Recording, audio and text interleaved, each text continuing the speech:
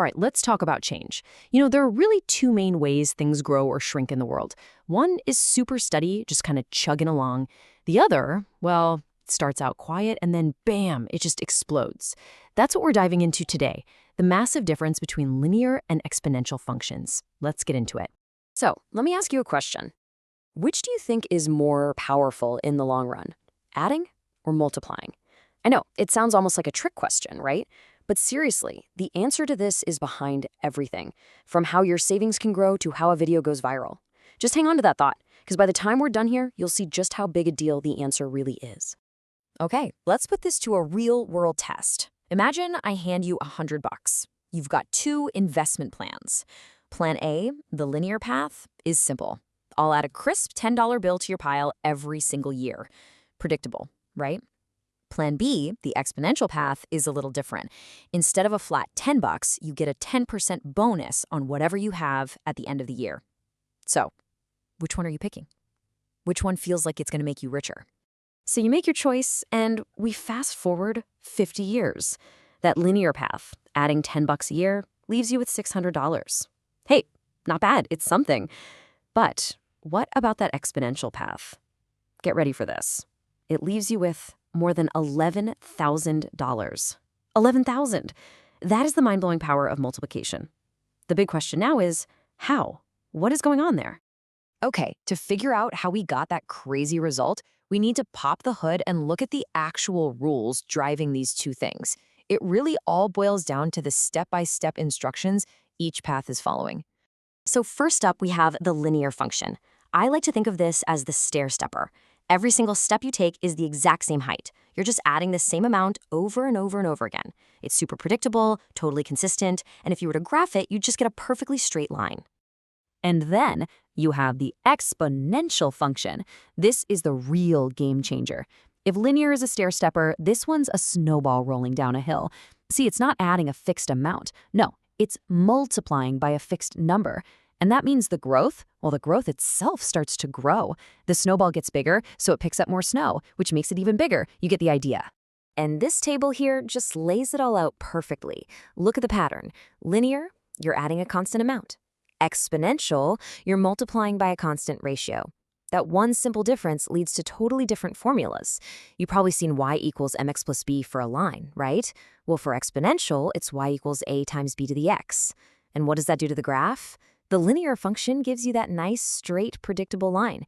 The exponential function, it gives you that famous, explosive, J-shaped curve. It really all comes back to adding versus multiplying.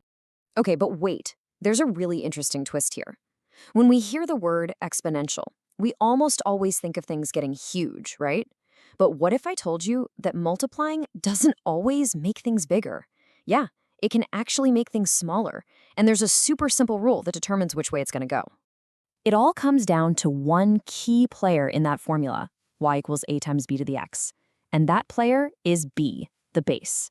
You can think of b as the engine of the whole thing. It's the part that decides if this function is going to launch like a rocket or gently float back down to the ground. And the rule couldn't be simpler. If that b value is anything bigger than 1, you get growth. You're multiplying by a number that makes things bigger, like a population that's doubling. But if b is a number between 0 and 1, a fraction or a decimal, then you get what we call decay. You're multiplying by something that makes the total smaller each time. Kind of like how radioactive stuff loses its energy over time. All right, enough theory. You get it, right? The best way to really lock this in is to see it in action. So let's put on our detective hats and try to solve a few cases using these rules. Okay, case number 1. We've got this table of values, and yeah, the y numbers are obviously getting bigger, right? 5, 15, 45. But is it growing in a straight line, or is it exploding? Is it linear, or is it exponential? How can we tell for sure? Well, let's start by testing for linear. Remember the rule? We have to be adding the same amount each time. So from 5 to 15, okay, that's adding 10. Next step, from 15 to 45, whoa, that's adding 30. We can stop right there. The difference isn't constant. So, boom, we know for sure this is not linear. Okay, so if it's not linear, let's check if it's exponential. Remember the rule for that one. We have to be multiplying by the same number. So 5 times what gives you 15? That's times 3. Okay, what about 15 to 45? Well, 15 times 3 is 45. There we go. And just to be sure, 45 to 135? Yep, that's also times 3. We have a constant ratio. This thing is a classic example of exponential growth. Awesome. Let's try a different kind of puzzle. This time, there's no table. We just get the formula straight up. Y equals 200 times 0.85 to the x. Now, our only job is to figure out, is this function growing or is it decaying? What's the one thing we need to look at? You got it. We ignore everything else and we zoom right in on that base, the b value. And in this equation, our b is 0.85. That's it. That's the only number we need to crack this case.